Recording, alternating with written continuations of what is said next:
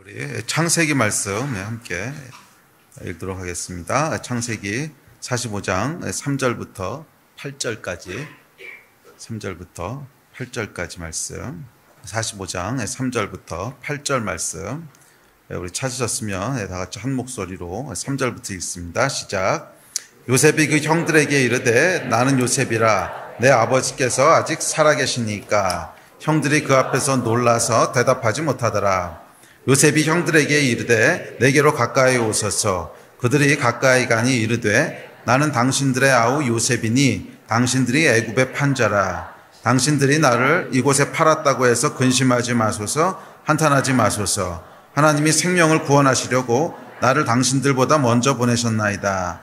이 땅에 2년 동안 흉년이 들었으나 아직 5년은 밭갈이도 못하고 추수도 못할지라. 하나님이 큰 구원으로 당신들의 생명을 보존하고 당신들의 후손을 세상에 두시려고 나를 당신들보다 먼저 보내셨나니 그런즉 나를 이리로 보내니는 당신들이 아니요 하나님이시라. 하나님이 나를 바로에게 아버지로 삼으시고 그의 집에 주로 삼으시며 애굽 온 땅의 통치자로 삼으셨나이다. 아멘. 창세기의 인물들을 살펴보고 있습니다. 우리가 지난번까지 이제 야곱에 대해 살펴봤고, 아브라함, 이삭, 야곱. 오늘은 그 네 번째 인물, 또 창세기에 등장하는 마지막 주인공인 요셉에 대해서 살펴보려고 합니다. 그래서 요셉 3부작을 지금 시작해서 3번에 걸쳐서 요셉 이야기를 살펴보려고 합니다. 아브라함과 이삭과 야곱의 이야기는 여러분 기억하시겠지만 믿음이 무엇인지를 우리에게 전달해주고 있습니다. 하나님께서 하나님의 백성을 처음으로 시작하시면서 믿음이라고 하는 것이 무엇인지 그 DNA를 아브라함과 이삭과 야곱의 인생을 통해서 형성을 하셨지요. 그래서 그 DNA를 통해서 그로부터 이어질 모든 믿음의 후손들에게 똑같은 믿음의 DNA가 흘러갈 수 있도록 믿음이 무엇인지를 만드셨던 것이 아브라함과 이삭과 야곱의 인생이었습니다. 자, 마지막 이제 네 번째 인물인 요셉에 대해서 살펴보려고 합니다. 제가 미국에 있을 때 그 많은 사람들이 아주 존경하는 신학교 총장님을 한번 뵌 적이 있었어요. 어떤 모임에 갔다 뵀는데 뭐 잠깐 이야기를 나눴는데도 굉장히 인상이 깊었어요. 이분이 너무 성숙하시고 꼭 예수님을 보는 것 같은 느낌이었어요. 뭐 이분이 은사가 뭐 강력한 게 있거나 카리스마가 있거나 뭐 이런 건 아닌데 그럼에도 불구하고 뭐라고 설명할 수 없는 아우라가 있어. 이 영적인 아우라가 있는데 하여간 그런 분이었어요. 예. 그런데 주변 사람들한테 좀 물어보니까 이분이 어떤 분이냐면 4대째 내려오는 믿음의 가문의 사람이라 그러더라고요. 그래서 그의 4대째 조상이 이미 이제 목사님이셨고 그다음에 그의 할아버지도 목사님, 아버지도 목사님, 이 사람도 목사님, 그러니까 4대째 내려오는 믿음의 가문의 사람이었다는 얘기를 듣고는 그 아우라가 거기서 나오는 거구나 하는 것을 알게 됐던 기억이 있습니다. 근데 한국에는 이런 모습을 보기가 이렇게 쉽지 않지요. 이 한국은 복음의 역사가 100년 좀 넘게밖에 안 되기 때문에 뭐 4대, 5대, 6대 이렇게 내려오는 믿음의 가문이라고 하는 건 없죠. 뭐 길어야 4대지 한 5대, 6대 이런 가문은 없습니다. 그런데 뭐 미국만 하더라도 이제 복음의 역사가 오래되기 때문에 뭐 4대 넘어가는 5대, 6대 신실한 목회자 가문 사람들이 있어요. 그런데 이분들을 보면 뭔가에간 설명할 수 없는 믿음의 가문에서 나오는 아우라가 있습니다. 이것은 어디서 오는 거냐면 뭐 대단한 카리스마가 있거나 막 죽은 자를 살리거나 이러는 건 아닌데 그럼에도 불구하고 그 믿음의 성숙함에서 나오는 어떤 아우라들이 있습니다. 세대에서 세대를 거치면서 긴 시간 동안 만들어진 믿음의 어떤 그 성숙한 믿음, 그것이 보여주는 어떤 힘이겠지요. 요셉이 우리에게 보여주고 있는 것이 바로 이런 믿음입니다. 요셉은요 정확히 4대째였습니다. 아브라함, 이삭, 야곱 그리고 요셉으로 이어지는, 맞아요. 요셉은 여러분 바로 이 믿음의 가문에서 태어난 이 아우라가 있는 크리스찬이었습니다. 그래서 이 아브라함과 이삭과 야곱이 믿음이 무엇인지를 보여주듯이 요셉도 역시 믿음이 무엇인지를 우리에게 보여주고 있는데 요셉이 보여주고 있는 믿음의 핵심은 뭐냐면 성숙한 믿음이 무엇인가 하는 것이에요.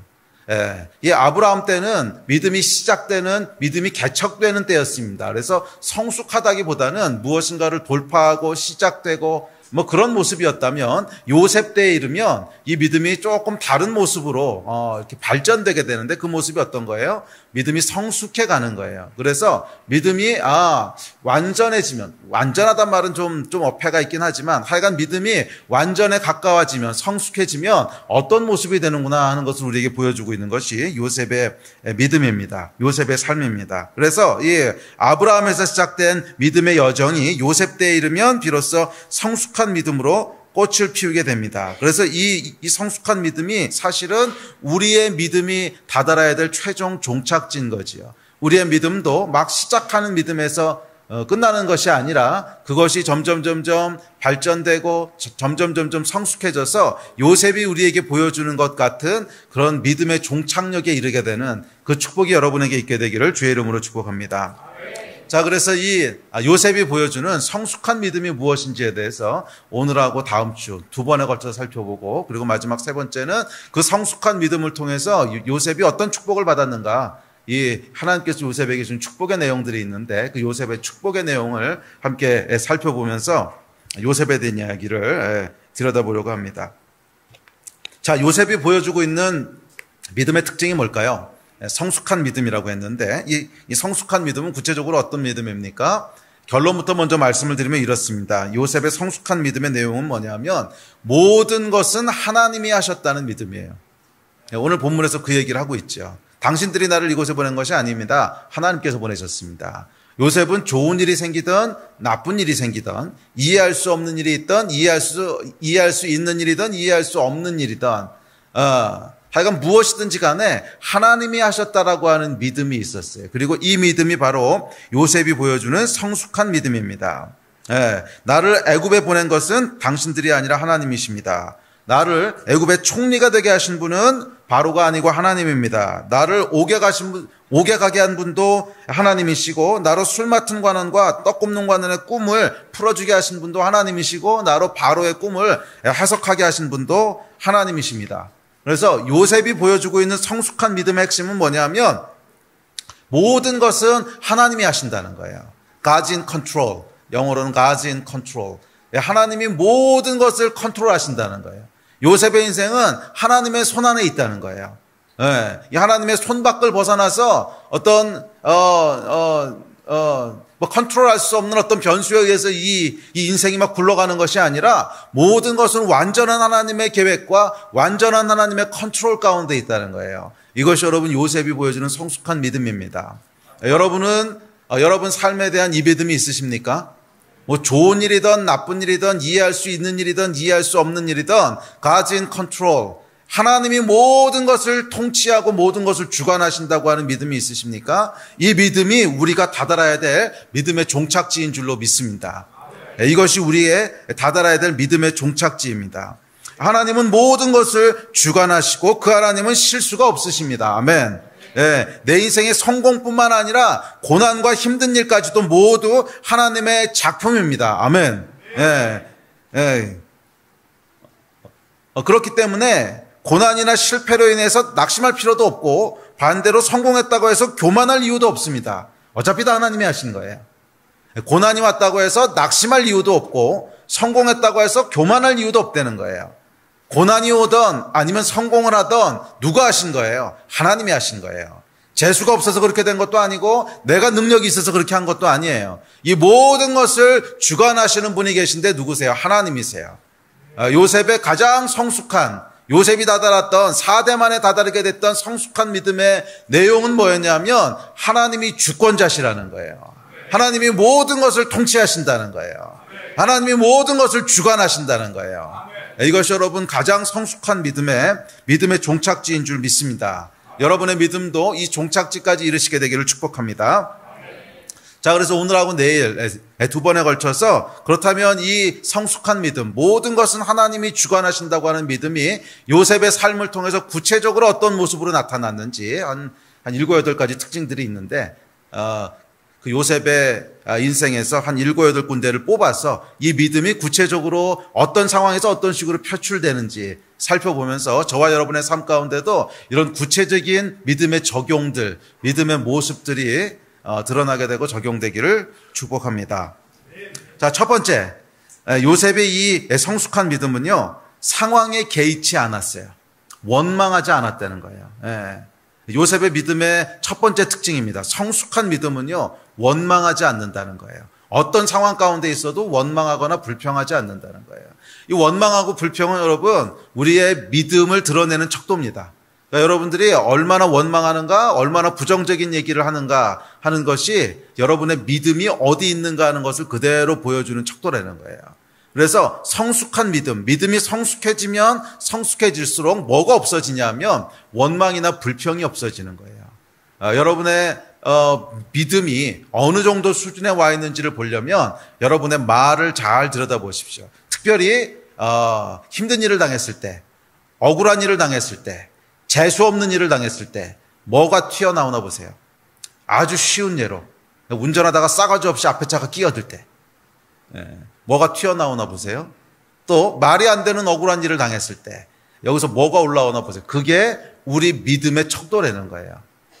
요셉은 성숙한 믿음을 가지고 있었는데 한 번도 원망하거나 불평하는 모습이 없습니다. 이 요셉을 보면 요셉의 인생은요, 뭐 잘 아시다시피 평탄하지 않았습니다. 평탄하지 않았다기보다는 오히려 세상적인 말로 표현하면 기구했다고 하는 것이 더 맞는 표현이겠죠. 삶 전체를, 인생 전체를 송두리째 뒤흔드는 사건이 여러 번 일어납니다. 적어도 큼직큼직한 사건이 3번 일어나는데 사람들에게 크게 3번 뒤통수를 맞습니다. 근데 이 뒤통수 맞는 거요, 그냥 작게 맞는 것이 아니라 각각의 뒤통수가 핵폭탄급입니다. 첫 번째 뒤통수는 뭐예요? 형들, 친형들이었습니다, 여러분. 이게 뭐 다른 형도 아니고 진짜 형들이에요. 친형들이 이 요셉을 애굽의 노예로 팔아버립니다. 여러분, 이거는 상상할 수 없는 일이잖아요. 꿈 많던 정말 행복했던 20대 소년이요, 어느 날 갑자기 노예가 됩니다. 그것도 자기 나라 노예도 아니고 먼 나라, 말도 통하지 않는 이집트라고 하는 나라에 가서 노예가 됩니다. 이게 하루아침에 악몽으로 바뀐 거죠. 여러분, 이거는 상상할 수 없는 사건이 벌어진 겁니다. 감이 안 오신다면 이렇게 이해하시면 됩니다. 어느 날 여러분의 친형 한 2-3명이 작당을 해가지고 여러분을 필리핀의 새우잡이 섬에다가 팔아버린 거야. 뭐 이거하고 지금 똑같은 거잖아요. 돌아올 수도 없는 필리핀의 새우잡이 섬, 거기다가 그냥 이렇게 해버린 거예요. 이거 생각하시면 비슷한 겁니다. 여러분, 굉장히 충격적인 사건이죠. 아마 이런 사건 한 번 정도 겪고 나면 정상적인 멘탈을 가지기가 힘들 겁니다. 그것도 가장 믿었던 그 혈육이, 친형들이 어느 날 나를 붙잡아다가 필리핀의 새우잡이 섬에다가 팔아버렸어. 이 사건이 일어난 겁니다. 또 뭐 2번째 사건은 여러분이 잘 아시는 보디발의 아내입니다. 억울하게 보디발의 아내가 요셉을 모함해서 자기를 겁탈하려고 했다, 이래가지고 감옥으로 들어가게 됩니다. 그런데 이 감옥은 여러분, 다시는 빠져나올 수 없는 정치범들이 들어가는 감옥이에요. 소망이 없는 곳입니다. 또 3번째 사건은 술 맡은 관원이죠. 술 맡은 관원한테 꿈을 해석해주고 당신이 복직될 겁니다. 복직되고 나면 나를 기억하소서 했는데 이놈이 쌩까고 날라버렸어요. 이게 하여간 이 요셉이 겪었던 큼직큼직한 사건입니다. 그래서 아무 부족함 없던 꿈 많던 10대 소년 요셉이 그 삶 가운데 폭풍이 치기 시작하는데 하여간 이런 일들을 이제 겪게 됩니다. 이 보디발의 아내가 팔아버렸던 감옥은 그냥 감옥이 아니라 정치범들을 가두는, 그래서 한번 들어가면 다시는 나올 수 없는 그런 무시무시한 곳이었습니다. 절망의 끝에 위치한 곳이죠. 절망의 끝에 위치한 곳이죠. 도대체 거기서 요셉이 무슨 생각을 했을까요? 아주 생각이 복잡하지 않았겠어요? 노예로 팔려간 것도 부족해서 다시는 살아서 나올 수 없을 것 같은 아주 절망적인, 절망의 끝에 있는, 절망의 끝판왕이라고 할 수 있는 감옥에 들어갔습니다. 그런데 그곳에서 또 어찌어찌 적응을 합니다. 그리고 거기서 이제 왕의 술 맡은 관원의 꿈을 해몽해 주지요. 그리고 이렇게 부탁합니다. 40장 14절부터 시작. 당신이 잘 되시거든 나를 생각하고 내게 은혜를 베풀어서 내 사정을 바로에게 아뢰어 이 집에서 나를 건져주소서. 나는 히브리 땅에서 끌려온 자요 여기서도 옥에 갇힐 일을 행하지 아니하였나이다. 그래서 요셉의 예언대로 이 술 맡은 관원에 대한 오해가 이제 풀리죠. 오해가 풀리고 이제 나가서 복직이 됩니다. 그런데 어떻게 됩니까? 이제나 저제나 이 사람이 이제 왕 바로 측근으로 다시 복직이 됐으니까 나에 대한 이야기를 해주겠지. 근데 이제나 저제나 2년을 기다렸어요. 아무리 기다려도 소식이 없어. 이 싸가지 없는 것이요. 그렇잖아요. 그 안에서 정말 자기가 급하고 갈급할 때는 요셉에게 막 감사한다 그러고 내가 당신 말대로만 되면 절대 잊지 않겠다고 그러더니 이게 웬 걸 복되고 나니까 그냥 싹 입 씻고 그러니까 아까 얘기대로 그냥 쌩 까고 튀었어요. 주여. 자, 이런 사건은 여러분 일생에 아마 이런 사건을 한 번만 경험한다고 해도 그 멘탈이 날아가지 않겠습니까? 네? 정말 내가 그러니까 이 중에서 아마 가장 그래도 가벼운 게 술 맡은 관원 사건일 텐데, 정말 내가 마음에 있는 뭐 간쓸게 다 빼줘서 이 사람한테 좋은 일 해주고 은혜를 베풀고 도와주고 그랬는데 이놈이 성공하더니 입 싹 씻고 모른 척하는 거예요. 여러분 이런 사건 한 번 경험하고 나면요 인간이 싫어집니다. 인간이 싫어지고 그런 인간 보고 싶지도 않고 모든 인간이 다 막 그런 인간처럼 보이고 그러지 않겠어요? 멘탈이 무너질 겁니다. 뭐 이것이 가장 가벼운 사건이었고 그 전에 보디발의 아내 이건 정말 억울한 사건이죠. 또 그 전에 있었던 형이 자기를 팔아버린 거 상상할 수 없는 사건이죠. 아마 이런 사건 중에 한두 개만 겪었어도 평생을 이 상처에서 빠져나오기 힘들지 않겠어요? 집구석에서 아마 폐인이 되지 않았을까 싶습니다. 이를 바드득바드득 깔면서 나쁜 놈, 죽일 놈, XXYY, ZZ 하여간 할 수 있는 줄 다 저주를 쏟아내면서 그러다 진정이 안 되면 뭐 술이나 약에 의존하면서 뭐 하루하루 버티겠죠. 뭐 10중 8구 폐인이 될 겁니다. 그런데 요셉의 이야기를 자세히 읽어보면 재미있는 특징을 발견하게 됩니다. 아브라함, 이삭, 야곱하고 조금 다른 특징을 발견하게 되는데 그 특징이 뭔지 아세요? 요셉의 반응, 요셉의 감정에 대한 묘사가 하나도 안 나온다는 거예요. 창세기가 원래 아니요, 그렇지 않습니다. 아브라함, 이삭, 야곱 보면요 감정에 대한 묘사가 많이 있습니다. 야곱이 화를 내기도 하고 억울해하기도 하고 감격하기도 하고 이제 나오거든요. 그런데 요셉 이야기에 이르면 요셉이 뭐 억울했다거나 노했다거나 좌절했다거나 원망했다거나 하여간 요셉의 이 반응을 묘사하는 단어가요 하나도 등장하지 않아요. 못 믿으겠으면 쭉 가서 읽어보세요. 요셉의 이야기를 읽어보면 요셉은 마치 감정이 없는 사람 같아. 전혀 등장하지 않아요. 뭐 화냈다는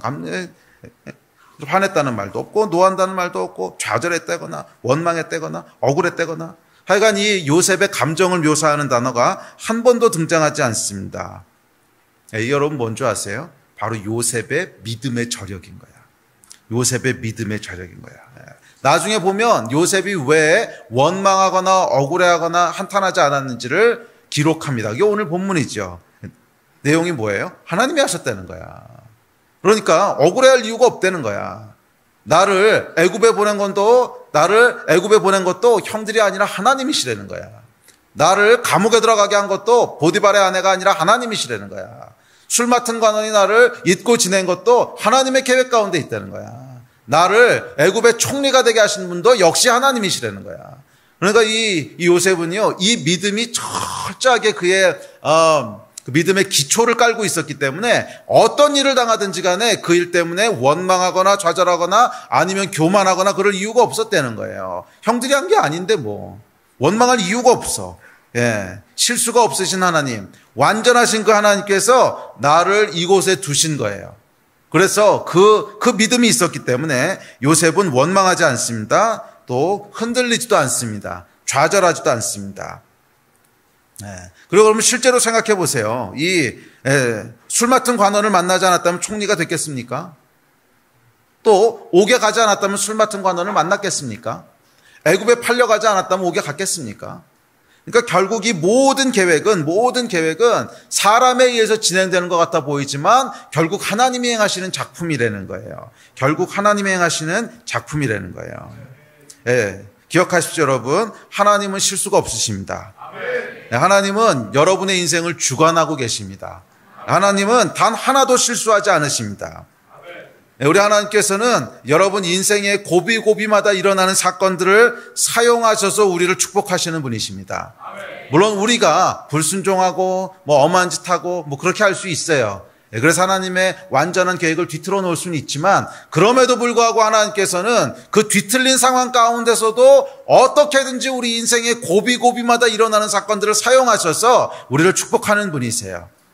그 상황에서 가장 좋은 것을 주려고 하시는 분이세요.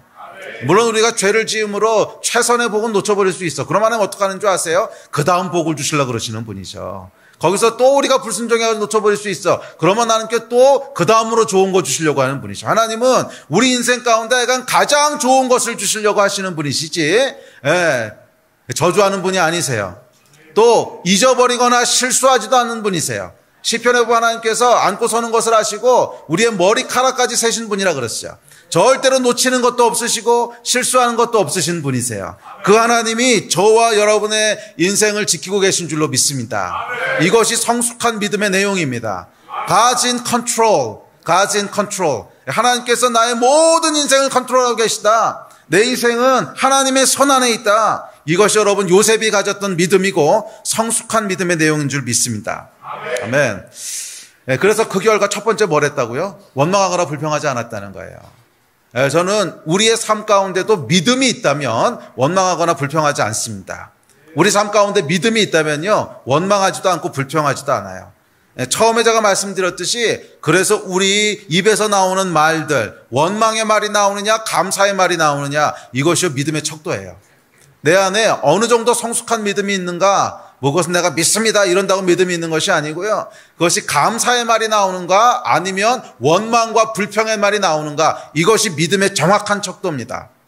혹시 여러분의 믿음의 척도가 굉장히 낮다면 이건 뭐예요? 늘 불평이 나오고 늘 원망이 나오고 그 사람 때문에 그래서 어떻게 사람이 그럴 수 있어, 늘 이런 부정적인 얘기가 나온다면, 환경에 대한 원망이 나온다면 이거 문제가 있어, 이거 너무 힘들어, 이런 데 내가 왜 들어갔어, 뭐 약간 이런 원망과 불평의 날이 계속 나오고 있다면 죄송하지만 여러분의 믿음은 굉장히 베이비라는 거예요. 굉장히 베이비라는 거예요. 성숙한 믿음은 그렇게 하지 않습니다. 성숙한 믿음은 억울한 상황 가운데서도, 이해할 수 없는 환경 가운데서도, 분노할 만한 상황 가운데서도 절대로 원망하지 않아요. 요셉은 여러분 원망과 불평의 기록이 한 번도 없다는 걸 기억하십시오. 그의 인생은 항상 믿음 가운데 있었어요. 힘들어 보여도 이건 하나님이 하신 거야. 이해할 수 없어도 이건 하나님이 하신 거야. 이것이 요셉의 믿음이었습니다. 자, 두 번째, 요셉의 이 성숙한 믿음은 주어진 일에 충성되게 합니다. 주어진 일에 충성되게 해요. 주어진 일이 아무리 작은 일이라도 요셉은 주어진 일에 최선을 다했습니다. 요셉은 형들에 의해서 애굽의 노예로 팔려갑니다. 여러분, 노예에게 무슨 소망과 무슨 희망이 있겠습니까? 노예가 여러분 열심히 일하면 승진할까요? 노예가 열심히 일하면 상여금이 있습니까? 아니 뭐 승진이나 상여금은 고사하고 노예가 열심히 일하면 자유인이 됩니까? 아니 여러분, 노예는 없어요. 노예는 미래가 없습니다. 노예는요 소망이 없기 때문에 노예는 그냥 열심히 일해도 노예고 열심히 일하지 않아도 노예예요. 거기서 해방될 가능성은 제로야. 일도 없어. 그래서 노예는요 열심히 일하지 않습니다. 그래서 사람들이 노예 근성이란 말을 하잖아요. 노예 근성은 뭐냐 하면 어차피 열심히 일해도 노예고 어차피 열심히 일 안 해도 노예고, 뭐 열심히 일한다고 노예가 승진하는 것도 아니야, 포상금 있는 것도 아니야, 대충 때워. 이게 노예 근성이라는 거야. 그렇지 않습니까? 그런데 요셉은요 좀 달랐어요. 요셉은 노예가 됐는데 그냥 대충 때우지 않았던 것 같아요. 노예처럼 일하지 않았습니다. 성경 구절 한번 볼까요? 39장 5절 6절입니다. 시작. 그가 요셉에게 자기의 집과 그의 모든 소유물을 주관하게 한 때부터 여호와께서 요셉을 위하여 그 애굽 사람의 집에 복을 내리심으로 여호와의 복이 그의 집과 밭에 있는 모든 소유에 미친지라. 주인이 그의 소유를 다 요셉의 손에 위탁하고 자기가 먹는 음식 외에는 간섭하지 아니하였더라. 여러분, 요셉이 일을 엄청 잘했다는 뜻입니다. 그죠? 일을 잘못하는 사람에게 주인이 모든 걸 맡기겠어요? 일을 엄청 성실하게 충성되게 잘했다는 거예요. 자, 그런데 이번에는 상황이 더 악화됩니다. 노예도 부족해서 죄수가 되어서 감옥에 갑니다. 이 감옥은요 여러분 정말 열심히 일하는 곳이 아닙니다. 정말로 거기는 그냥 시간을 버티는 곳이지 열심히 일하는 곳이 아니에요. 여러분, 감옥에서 열심히 일한다고 해서 누가 알아줍니까? 아니면 감옥에서 열심히 일한다고 해서 뭐 승진이 됩니까? 감옥은 그런 곳이 아니에요. 그냥 버티는 곳이고 시간 때우는 곳이지 절대로 성실하게 열심히 하는 곳이 아닙니다. 자, 그런데 요셉은 이곳에서도 성실하게 최선을 다했던 것 같아요. 성경 구절 한번 봅시다. 22절 23절입니다. 시작. 간수장이 옥중 죄수를 다 요셉의 손에 맡김으로 그 재반 사물을 요셉이 처리하고 간수장은 그의 손에 맡긴 것을 무엇이든지 살펴보지 아니하였으니 이는 여호와께서 요셉과 함께 하심이라 여호와께서 그를 범사에 형통하게 하셨더라. 요셉이 여러분 얼마나 일을 잘했는지 간수장이 모든 행정적인 일들을 다 요셉에게 맡겼다는 거야. 왜? 맡겨놓으면 충성되게 잘하거든. 그럼 몇 번 하고 나서 보니까 검토할 필요도 없어. 한 번 맡겨놓으면 하여간 완벽하게 다 해. 그래서 그 다음에는 모든 재반 사물을 요셉에게 맡기고 그것을 돌아보지도 않았대요. 요셉은 여러분 감옥에서도 사람들하고 다르게 일했습니다. 충성되게 최선을 다했어요. 자, 이것이 여러분 요셉의 믿음이었습니다. 왜? 모든 것은 하나님이 주관하시거든. 그 요셉에게 있어서 여러분 중요했던 것은 뭐냐면 내가 어디서 일하는가가 아니라 누가 나를 여기 보내셨나 하는 거예요. 여러분은 어떻습니까? 많은 사람들은 여러분 누가 나를 여기 보내셨나를 신경 쓰기 전에 내가 어디에 있는가를 먼저 신경 씁니다. 내가 어디에 있는가? 궁궐에 있는가? 아니면 보디발의 아내가 아니지. 보디발의 집에 있는가? 감옥에 있는가? 내가 어디 있는가를 신경 써요. 그리고 그 어디 있는가에 의해서 어떻게 일하는가가 결정됩니다. 그렇지 않습니까? 어디 있는가에 따라서 어떻게 일하는가가 결정돼요. 중요하다고 생각되는 포지션에 있으면 열심히 일합니다. 그런데 중요하지 않은 자리라고 생각하는 데가 있으면요 절대 열심히 일하지 않습니다. 이건 한직이야. 이거 뭐 열심히 일해봐야 사람들이 알아주지도 않아. 열심히 일해봐야 보상도 별로 없어. 어디에 있느냐에 따라서 일하는 태도가 달라진다는 거예요. 네. 삼성에 있느냐 사성에 있느냐, 사성이냐 오성이냐 뭐 이래가지고서요 일하는 게 달라진다는 거예요.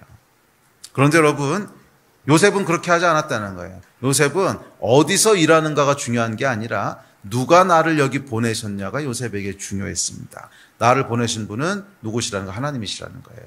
그 하나님은 실수가 없으신 분이시라는 거예요. 나를 애굽 땅의 노예로 보내신 분이 누굽니까? 하나님이세요. 나를 옥 속에 있게 하신 분이 누구십니까? 하나님이세요. 그래서 요셉에게는 바로의 궁궐이든 보디발의 집이든 감옥이든 아무 차이가 없었어요. 왜? 요셉이 최선을 다해서 충성되게 일하는 것은 누구를 향한 거예요? 하나님을 향한 거예요. 나를 보내신 분. 나의 진짜 보스는 누구라는 거야? 하나님이시라는 거야. 하나님이 나를 여기다 보내셨어. 나를 파견하신 분이 하나님이셔. 나의 최종 보스는 하나님이시라는 거예요. 그래서 요셉이 열심히 최선을 다했던 것은 누구를 향한 거예요? 하나님을 향한 거란 말이야. 눈에 보이는 인간 리더를 향한 게 아니었다는 거예요. 눈에 보이는 환경이나 눈에 보이는 인간 리더를 향한 거였다면 어디 있느냐에 따라서 분명히 다르게 일합니다. 사람은 그럴 수밖에 없어요. 여러분 사람은 결국 무엇에 의해서 움직이는지 아십니까? 많은 사람들이 보상과 사람들의 인정에 의해서 움직이는 거예요. 그러니까 보상이라고 하는 건 돈을 많이 벌 수 있느냐 이거지. 왜 열심히 일합니까? 여기서 열심히 일하면 보상이 많이 주어질 것 같으니까. 상여금도 나올 수 있을 것 같고 승진하면 월급도 올라갈 것 같고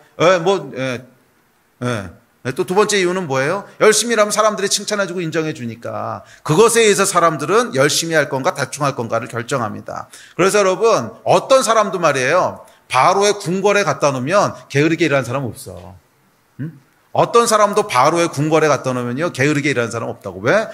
궁궐인데 궁궐. 거기는 조금만 열심히 하면 상상할 수 없는 보상이 주어지는 곳인데 열심히 왜 안 하겠어? 열심히 일하면 왕의 눈에 띄는 건데 왕의 눈에 띄면 여러분 모든 사람들이 인정하고 모든 사람들이 칭찬해 주는 자리인데 거기서 열심히 안 하는 사람이 어디 있어? 그런데 문제는 보디발의 집에서 어떻게 하냐는 거야. 보디발의 집에서 어떻게 하냐는 거야. 여기서는 여러분 열심히 일한다고 해서 별로 나아질 것이 없습니다. 노예는 그냥 노예야 그냥.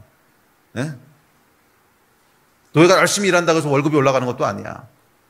또 거기서 열심히 일한다고 해서 많은 사람이 알아주는 것도 아니야. 그냥 한 집안의 노예인데 뭐. 더 나아가서 감옥에서는 어떡하냐고. 아무리 열심히 일해도 이건 블랙홀이야. 죄수를 벗어날 길이 없어.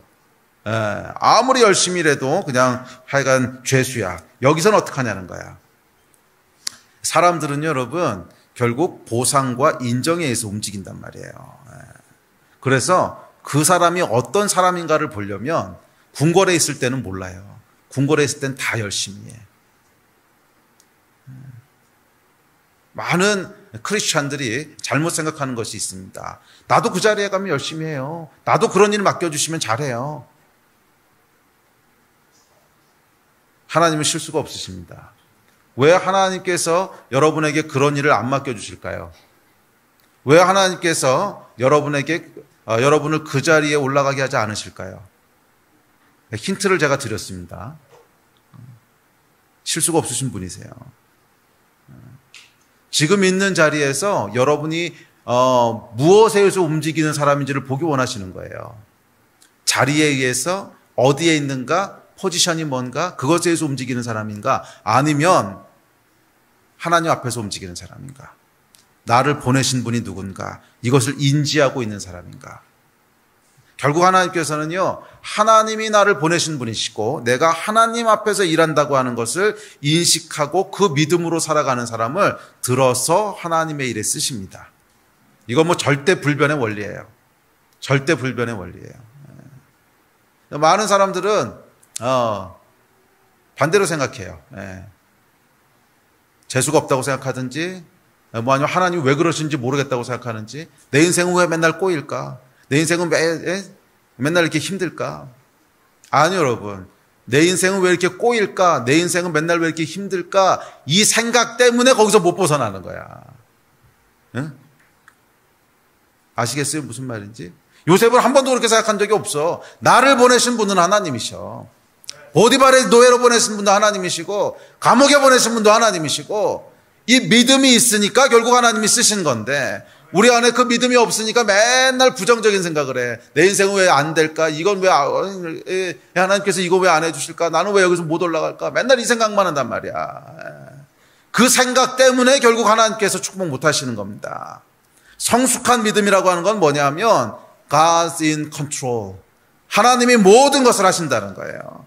그래서 내가 어디에 있든지, 사람들의 눈에 띄는 자리에 있든지 눈에 안 띄는 자리에 있든지, 큰 일이 맡겨지든지 작은 일이 맡겨지든지 하여간 최선을 다해서 성실하게 일하는 거예요. 왜? 하나님이 나를 여기 보내셨으니까. 하나님이 일을 주관하시니까.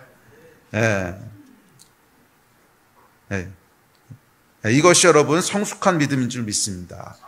신약에서 예수님도 이 말씀을 하셨습니다. 우리 같이 읽어볼까요? 시작. 그 주인이 이르되 잘하였도다 착하고 충성된 종아, 내가 적은 일에 충성하였음에 내가 많은 것을 내게 맡기리니 내 주인의 즐거움에 참여할지어다 하고, 지극히 작은 것에 충성된 자는 큰 것에도 충성되고 지극히 작은 것에 불의한 자는 큰 것에도 불의하니라. 여러분, 이게 성경의 원리고 영적인 원리라는 거예요. 예수님께서 뭐라 그러셨냐면 작은 것에 충성된 사람을 보시고 큰 걸 맡기신다는 거야. 이게 성경의 원리고 약속입니다. 작은 것에 충성된 사람을 보고 큰 것을 맡기신다는 거야. 큰 것만 추구하는 사람은 여러분 절대 하나님 나라에 쓰임받을 수 없습니다. 왜? 영적인 원리야. 크고 중요해 보이는 일만 추구하는 사람은요 절대로 하나님 나라에서 쓰임받을 수 없어요. 하나님은 그렇게 일하시는 분이 아니야. 크고 중요한 일을 왜 추구하겠어? 자기 안에 있는 뭔가 야망 때문에 추구하는 거죠. 하나님 때문에 그 일하는 거겠어요? 하나님 때문에 일하는 사람은요, 일이 크든 작든 중요하든 안 중요하든 상관이 없어. 하나님이 나를 여기 보내셨기 때문에 나는 이 작은 일을 하더라도, 사람들은 작다 그러고 사람들은 크다 그러고 판단할 수 있어도 나를 보내신 분이 하나님이시라고 하는 믿음이 있는 사람은 하나님 앞에서 충성되게 일하는 거야. 이게 여러분 영적인 원리입니다. 교회에서도 그렇고 직장에서도 그렇고 다 마찬가지예요. 교회에서도 그렇고 직장에서도 그렇고 영적인 원리예요. 작은 일에 충성된 사람을 하나님께서 쓰시는 거야. 왜? 그 사람이 믿음의 사람이거든. 그 사람이 믿음의 사람이거든. 예수님은 여러분 왕이셨고 하나님 자신이셨지만 작은 일을 무시하신 적이 없으십니다. 사람들 눈에 작아 보이고 사람들이 별로 주목하지 않은 일에 성실하고 충성되셨습니다. 이게 여러분 예수님의 위대함 아니겠어요? 그리고 여러분 오늘날 크리스천의 위대함이 어디서 드러나는 겁니까? 여기서 드러나는 거예요. 세상 사람들은 보상이 있는 일, 사람들이 인정해주는 일, 크다고 생각하는 일, 거기에 충성되고 그 반대의 일에는 충성되지 않지만 크리스천들은 그렇지 않다는 거예요. 사람들이 알아주지 않는 일, 사람들이 다 피하는 일, 사람들이 기피하는 일, 그런 일들에도 충성되게 최선을 다한다는 거예요. 그리고 거기서 크리스천의 위대함이 드러나는 줄로 믿습니다. 거기서 크리스천의 위대함이 드러나는 줄로 믿습니다. 제가 아는 친구 하나는 대학 때 친구였는데 의대생이었어요. 의대생이었는데 이제 의대생들은 저걸 하잖아요. 시체 해부를 하잖아요. 근데 시체 해부를 하고 나면 그걸 치워야 되는데 아무도 치우고 싶어 하지 않는다는 거야. 아무도 시체를 안 치운다는 거예요. 그래서 이 친구가요, 이제 어느 날 결단을 하고 시체 치우는 거 내가 계속 하겠다. 그래가지고 학생인데 그 해부하고 나면 시체 치우는 일을 계속 했어요. 계속했어요. 그러니까 어떻게 됐을까? 사람들이 다른 눈으로 보기 시작한 거지. 쟤는 뭔가 다르다. 거기서 여러분 뭐가 드러나는 거예요? 크리스천의 위대함이 드러나는 거예요.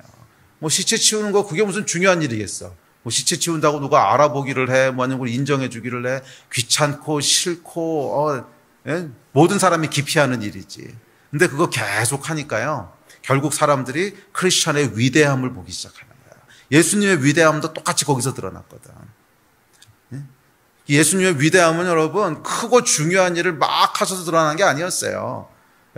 굉장히 크고 위대하신 분임에도 불구하고 사람들이 거의 인식하지 않는 일, 죄인들의 친구, 세리들의 친구, 별로 보상이 주어질 것 같지 않은 일, 그런 일들에 최선을 다해서 충성되셨다는 거예요. 거기서 예수님의 위대하심이 드러났다면 크리스천의 위대함도 같은 종류의 위대함이 한다고 믿지 않으십니까? 그러면 여러분, 직장에서 일하시는 분들 최선을 다하십시오. 하나님이 맡기신 일이라고 인식하셔야 됩니다. 직원은 주임처럼 일하십시오. 사원은 사장처럼 일하십시오. 알바생은 정규직처럼 일하십시오. 이것이 여러분 성숙한 믿음이고 크리스천의 위대한 영광인 줄로 믿습니다.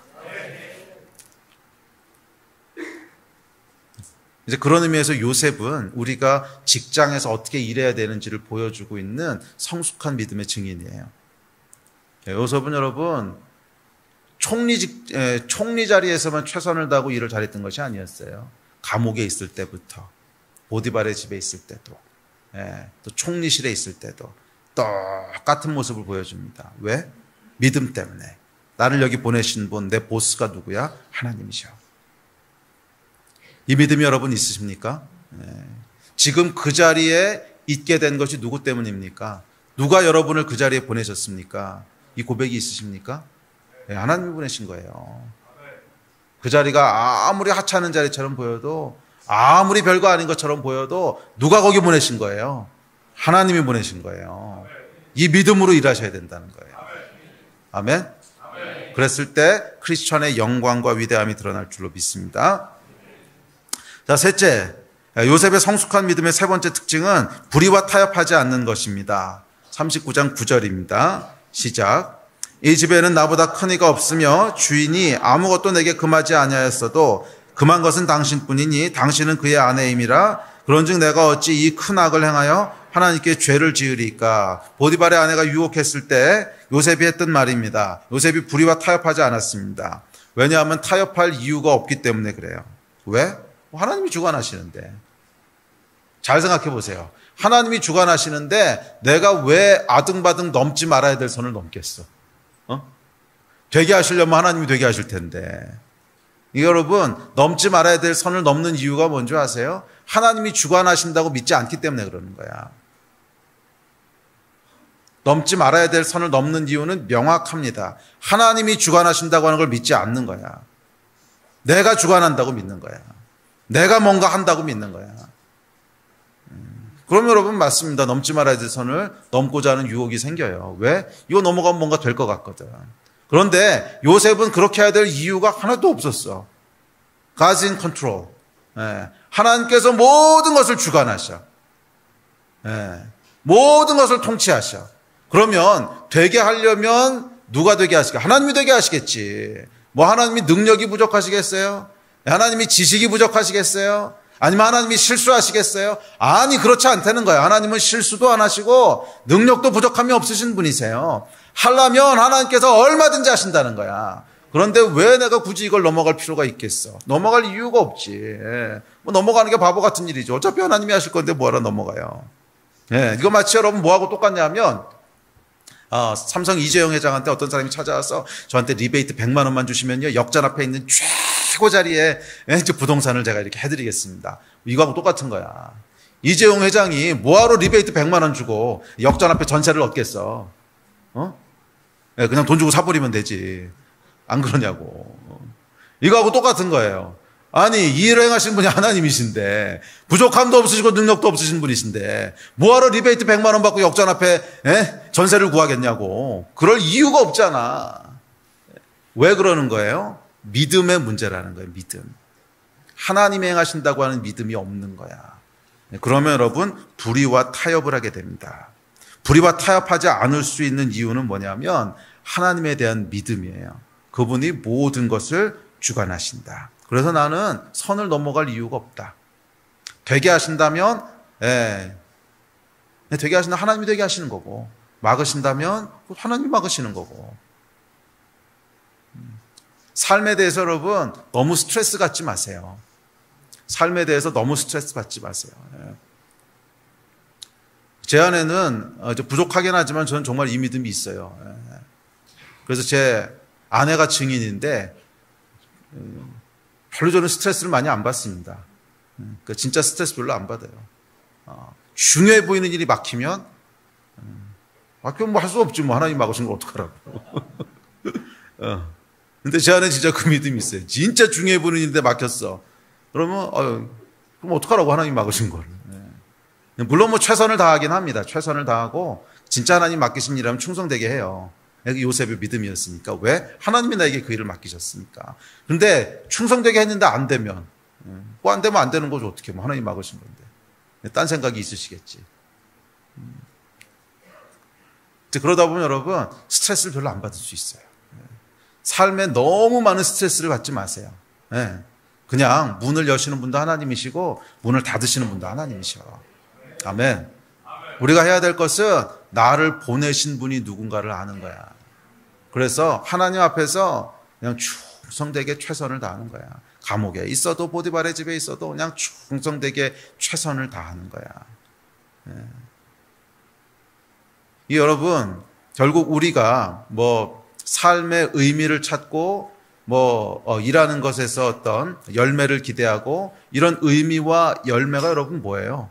세상이 주는 보상과 사람의 인정이라면 미안하지만 여러분 요셉의 길에 설 수 없어요. 삶의 의미와 열매는 하나님과의 관계에서 나오는 거예요. 삶의 의미와 열매는, 이거 제가 이번 주 금요일 날도 똑같은 얘기 또 할 텐데, 삶의 의미와 열매는 하나님 앞에서 맺어지는 거예요. 상황하고는 관계없어. 그러니까 무슨 얘기냐면 요셉은요, 평생을 감옥에서 죄수로 보냈어도 no problem이었다는 거야. 이해가 됐어요? 그러니까 원망이 안 나오지. 평생을 감옥에서 죄수로 보내도 no problem이었다는 거야. 물론 사람이 육체가 힘드니까 나가고 싶은 생각은 있었겠지. 그러나 나갈 수 없다고 하더라도 그 인생이 무의미한 게 아니라는 거예요. 하나님과의 관계 가운데 의미가 결정되기 때문에 사람은 나를 보내신 분이 하나님이시고 내가 하나님 앞에서 어떻게 살아가느냐에 따라서 주변 상황과 환경과는 관계없이 의미 있고 충만한 인생을 살게 되는 거예요. 우리가 여러분 삶의 의미와 성공을 어디서 추구하고 계십니까? 이거 다시 한번 짚어보셔야 됩니다. 많은 경우 교회를 다니면서도 크리스천이라고 하면서도 삶의 의미와 성공을 어디서 찾고 있어요? 보상과 사람의 인정에서부터 찾잖아. 보상과 사람의 인정에서부터. 그래서 중요한 곳에 있으면 행복하다고 생각하고, 중요하지 않은 곳에 있으면 나는 실패했다고 생각하고, 낙심하고 억울해하고. 아니요, 여러분. 그것은 믿음이 아닙니다. 그것은 믿음이 아니에요. 믿음은 감옥에서 평생을 보내는 그런 한이 있더라도 하나님과의 관계에서 의미와 성공이 결정되는 거예요. 아멘. 특별히 직장에서 일하는 우리 형제자매님들 잘 기억하십시오. 여러분의 직장이 어디냐 하나도 중요하지 않아요. 예. 어디서 무슨 일을 하느냐? 하나도 중요하지 않아. 정말 중요한 것은 누가 여러분을 거기에 보냈느냐는 거야. 누가 여러분을 거기에 보냈느냐는 거야. 이 믿음이 있으십니까? 이 믿음을 가지고 요셉처럼 살아가는 사람은 결국 하나님께서 어떤 방식으로든지 그를 축복하십니다. 작은 일에 충성된 자는 결국 큰 일을 맡기세요. 큰 일을 맡기시지 않아도 no problem. 나는 하나님 앞에서 충성되게 최선을 다한 것 자체가 의미고 기쁨이야. 아멘. 이 믿음 가운데서 좀 스트레스 없이 사셨으면 좋겠어요. 현대인들은 스트레스가 너무 많아. 좀 스트레스 없이 사셨으면 좋겠어요. 염려 마세요. 그냥 하나님이 알아서 하세요. 염려하지 마. 그냥 하나님이 알아서. 어련히 알아서 하죠. 정말 중요하게 생각된 일 막혔다. 좀 쉬란 뜻인가 보지. 그럼 막 안절부절하지 말고 그러면 이불 쫙 깔고 그냥 주무세요. 뭘 그렇게 걱정해. 굶기시겠어, 죽이시겠어, 하나님께서. 좋은 계획이 있으시니까 그렇게 하신 거 아니야. 아멘. 물론 죄에 대해서는 조심하십시오. 죄는 하나님의 계획과 상관없이 우리를 어렵게 만듭니다. 근데 죄만 아니라면, 그 다음에 어떡하라고 내가 최선을 다했는데 안 된 거를. 그냥 쫙 이불 깔고 편안하게 주무시고, 다음날 일어나서 딱 기도하세요. 하나님 이제부터 뭐 할까요? 그럼 또 하나님께서 그 다음 할 거 주실 거 아니야. 그럼 또 열심히 해. 그러다 안 되면, 또 이불 깔고 자. 어쩌라고 하나님이 막으신 거를. 그거를 그냥 안 됐다고 막 아둥바둥하고 이러면 여러분, 오래 못 삽니다. 오래 못 살아요. 스트레스 없이 사시기를 주의 이름으로 축복합니다. 아멘. 그것은 믿음에서부터 오는 거예요. 하나님이 모든 것을 컨트롤 하십니다. 할렐루야. 자, 네 번째. 그렇게 했을 때 결국 하나님께서 이 성숙한 믿음에 복을 주셨습니다.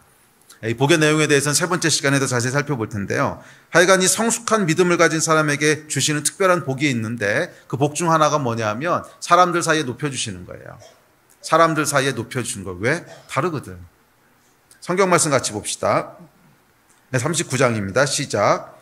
요셉이 이끌려 애굽에 내려가매 바로의 신하 친위 대장 애굽 사람 보디발이 그를 그리로 데려간 이스라엘 사람의 손에서 요셉을 산이라. 여호와께서 요셉과 함께 하심으로 그가 형통한 자가 되어 그의 주인 애굽 사람의 집에 있으니 그의 주인이 여호와께서 그와 함께 하심을 보며 또 여호와께서 그의 범사에 형통하게 하심을 보았더라. 요셉이 보디발의 집에 있을 때 평가입니다. 여호와께서 요셉과 함께 계시고 여호와께서 요셉을 형통하게 하셔서 보디발 집의 모든 사람들이 이것을 보았다는 거예요. 저 사람은 뭔가 다르구나. 저 사람은 하나님이 함께 하신 하나님의 사람이구나. 형통하게 하시는구나. 다 알았다는 거예요. 감옥에서는 어떻습니까? 39장 20절입니다. 시작. 이에 요셉의 주인이 그를 잡아오게 가두니 그 옥은 왕의 죄수를 가두는 곳이었더라. 요셉이 옥에 갇혔으나 여호와께서 요셉과 함께 하시고 그에게 인자를 더하사 간수장에게 은혜를 받게 하시매 간수장이 옥중 죄수를 다 요셉의 손에 맡김으로 그 재반 사물을 요셉이 처리하고 간수장은 그의 손에 맡긴 것을 무엇이든지 살펴보지 아니하였으니 이는 여호와께서 요셉과 함께 하심이라. 여호와께서 그를 범사에 형통하게 하셨더라. 감옥에서도 마찬가지였다는 거예요. 감옥에 있는 간수장을 비롯해서 모든 사람이 저 사람은 뭔가 있네. 저 사람은 하나님이 함께 하시네. 다 알았다는 거예요. 바로의 궁전에서는 어땠습니까? 41장입니다. 시작. 바로와 그의 모든 신하가 이 일을 좋게 여긴지라. 바로가 그의 신하들에게 이르되 이와 같이 하나님의 영에 감동된 사람을 우리가 어찌 찾을 수 있으리요 하고 요셉에게 이르되 하나님이 이 모든 것을 내게 보이셨으니 너와 같이 명철하고 지혜 있는 자가 없도다. 너는 내 집을 다스리라. 내 백성이 다 내 명령에 복종하리니 내가 너보다 높은 것은 내 왕자뿐이니라. 바로의 궁전에서도 사람들이 알았다는 거예요. 이 사람은 하나님의 사람이네. 이 사람은 하나님이 함께 하셔서 형통하게 하시는 사람이네. 알았다는 거예요. 성숙한 믿음이 있으면 여러분, 하나님께서 복을 주시는데 어떤 복을 주시냐 하면 사람들 사이에 높아지는 복을 주십니다. 이건 정말이에요. 대충 믿음을 갖고 있어서는 이렇게 안 됩니다. 대충 어설픈 믿음은요, 사람들 사이에 오히려 오해를 사요. 이거 뭐 믿음 있다 그러고 교회 다닌다 그러고 떠버리고 다니더니 뭐 살아가는 건 나하고 똑같네. 별로 사람들이 높이지 않아요. 오히려 경멸하고 조롱하고 뭐 그래요. 그런데 진짜로 성숙한 믿음으로 올라가잖아요. 대충 믿음 말고, 대충 믿음 말고 성숙한 믿음으로 올라가면 사람들이 알아요. 뭔가 다르네. 저 사람은 뭔가 다르네. 저 사람은 하나님의 사람 같네. 안 되는 거예요. 성숙한 믿음에 주어지는 축복이 있습니다. 하나님께서 사람들 사이에 높여주신다는 거예요. 저는 저희 성도님들 모두가 세상에서 높임받는 사람들이 되셨으면 좋겠어요. 높인다고 하는 것은 꼭 어떤 세상적인 포지션이 올라간다는 뜻만은 아닙니다. 사람들의 존경을 받는다는 거예요. 아무리 하찮은 일을 하는 것 같아도 사람들의 존경을 받습니다. 아멘. 저는 여러분들이 세상에서 존경받는 사람들이 되셨으면 좋겠어요. 무엇 때문에? 성숙한 믿음 때문에. 포지션 때문이 아니라 성숙한 믿음 때문에 존경받는 사람들이 되시기를 주의 이름으로 축복합니다. 자, 오늘 살펴본 마지막 5번째 특징은요. 성숙한 믿음은 용서하는 능력이 있다는 거야. 요셉의 인생의 가장 중요한 클라이막스는 뭐니 해도 오늘 본문입니다. 형들과의 재회. 정말 용서할 수 없을 것 같았던 이 형들을 만나는 장면이죠. 그런데 형들을 만나서 요셉이 뭐라고 고백합니까? 이렇게 고백합니다. 45장 8절 시작. 그런즉 나를 이리로 보낸 이는 당신들이 아니요 하나님이시라. 하나님이 나를 바로에게 아버지로 삼으시고 그 온 집의 주로 삼으시며 애굽 온 땅의 통치자로 삼으셨나이다. 나를 여기 보낸 것은 당신들이 아니라 하나님이시라는 거예요. 요셉에게는 여러분 용서의 DNA가 있었어요. 용서의 DNA. 형들만 용서한 게 아닙니다. 잘 생각해 보세요. 만약 여러분이 요셉이었다면 총리 되고 나서 제일 먼저 뭐 했을 것 같아요? 보디발의 아내. 그렇지. 저와 여러분이 총리였으면요, 총리 되자마자 제일 먼저 했던 게 보디발의 아내 찾는 거 아니겠어요? 불러다 시시비비를 가려야 될 거 아니야. 네가 나를 어떻게 했는데. 아마 열이면은요 9명 아니야 9이 아니라 10명 다 그랬을 거예요. 거의 모든 사람이 총리가 되고 나면 몬테크리스토 백작 이거잖아.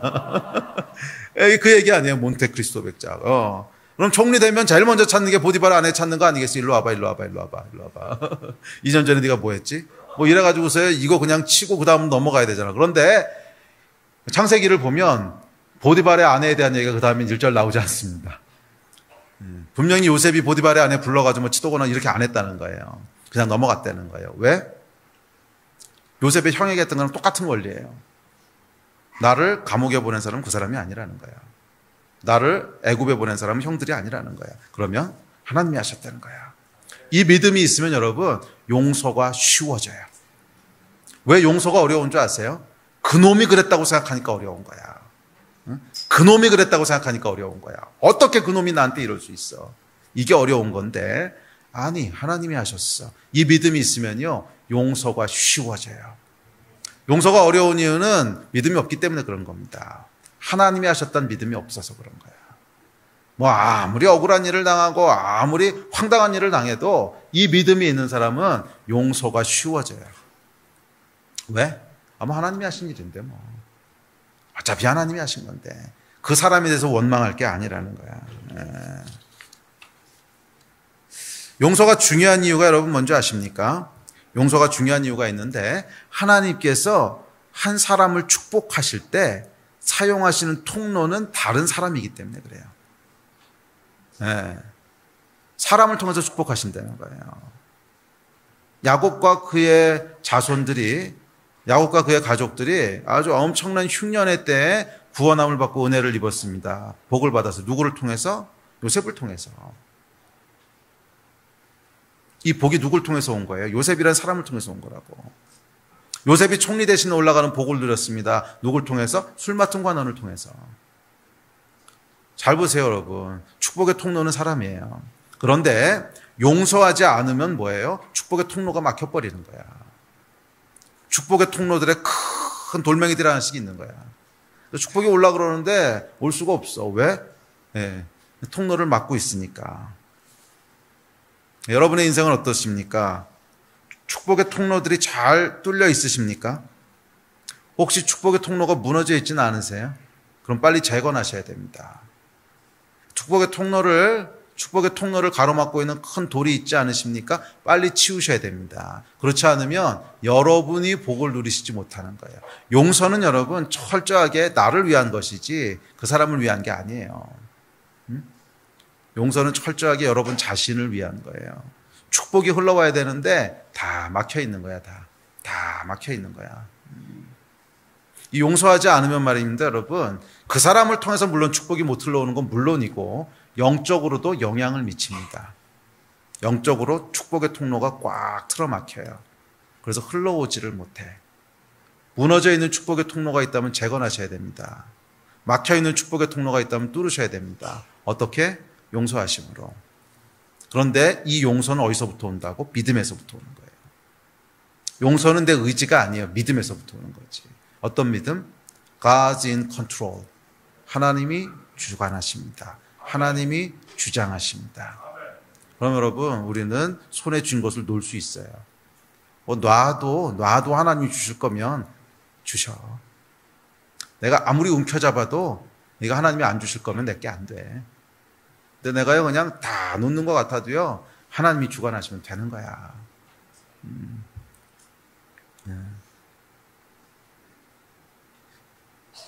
하나님이 말이에요. 여러분에게 주시기로 작정한 거는요, 내가 손을 다 놓고 다 가져가라 그래도 결국 갖다가 여러분의 입에다가 쳐넣어 주세요. 진짜야. 이거 여러분 경험해 보셔야 됩니다. 저는 진짜 여러분 경험했어요. 그냥 다 가지라고, 다 하라고, 네 거 하라고 다 줘도요, 하나님이 저에게 주시기로 작정하신 거는요, 네가 다 가져 이러고 줘도요, 결국 하나님이 뺏어서 제 입에다가 넣으세요. 이분이 하나님이세요. 저는 지난 30년간 하나님과 동행하면서 처음부터 이런 믿음이 있었던 건 물론 아닙니다. 그런데 시간이 흐르면서 점점 하나님을 알아가면서 제 안에 성숙하게 하시는 믿음의 종착지는 여기더라고. 그래서 그냥 요즘은 누가 뭐 달라 그러면 다 줘요. 그냥 하라고. 왜?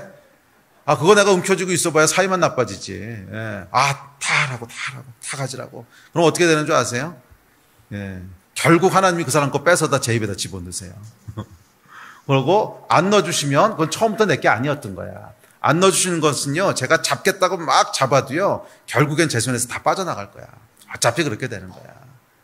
여러분 스트레스 받지 마세요. 스트레스 받지 말고 믿음으로 사세요. 주실 건 하나님이 주세요. 빼앗을 건 아무리 움켜줘도 뺏으세요. 왜? 나한테 좋은 게 아니니까. 그 믿음으로 사실 때 복이 있을 줄 믿습니다. 우리 예배팀 나오십시오. 요셉은 그 험난하고 기구한 인생에도 불구하고 단 한 번도 부정적인 말을 하거나 원망하지 않았습니다. 시험에 들거나 복수를 맹세하거나 이렇게 하지도 않았습니다. 주가하셨다고 하는 믿음이 있었기 때문에 그렇습니다. 사람들은 항상 둘 중 한 가지를 이야기합니다. 내가 했다, 아니면 저놈이 그랬다. 내가 했다, 아니면 저놈이 그랬다. 일이 잘 되면 뭐라 그래요? 내가 했다 그러죠. 일이 꼬이면 뭐라 그래요? 저놈이 그랬다 그러죠. 근데 여러분 둘 다 틀렸습니다. 내가 한 것도 아니고 저놈이 한 것도 아니에요. 모든 일은 누가 하시는 거예요? 하나님이 하시는 거예요. 이게 크리스찬들이 가져야 될 믿음이에요. 일이 잘 돼도 내가 한 게 아니야. 하나님이 하신 거지. 하나님이 은혜를 주셔서 된 거예요.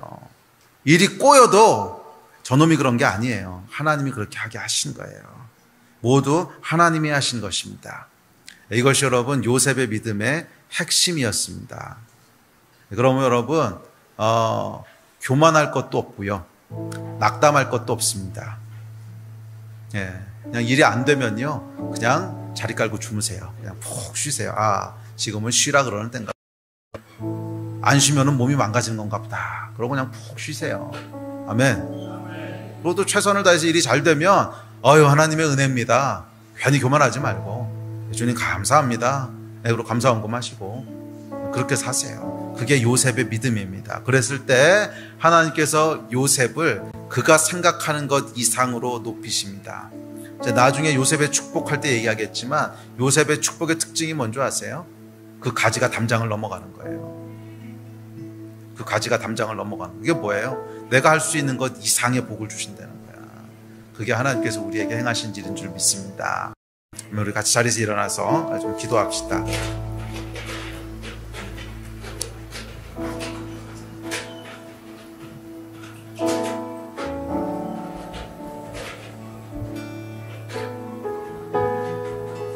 혹시 이 가운데 보디발의 집에 계신 분이 계시다면 원망하거나 불평하지 마십시오. 원망하거나 불평하지 마십시오. 아, 재수 없어. 아, 여기는 내가 있어야 될 자리가 아닌데, 나는 조금 더 높은 곳에 갈 수 있는데 사람들이 이걸 몰라주네. 아니면 하나님께서 나를 계속 여기 두시는 거지? 원망하거나 불평하지 마십시오. 믿음을 가지십시오. 믿음. 여러분을 보디발의 집에 두신 분은 하나님이십니다. 혹시 이 가운데 감옥에 계신 분 계시십니까? 절망, 소망이 없어 보이고 인생의 바닥을 치는 것 같고 도대체 왜 이러는지 모르겠고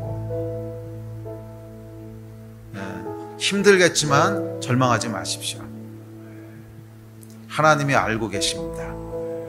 하나님이 컨트롤하고 계십니다. 요셉의 때가 있습니다. 2년을 요셉은 거기 있어야 됐잖아요.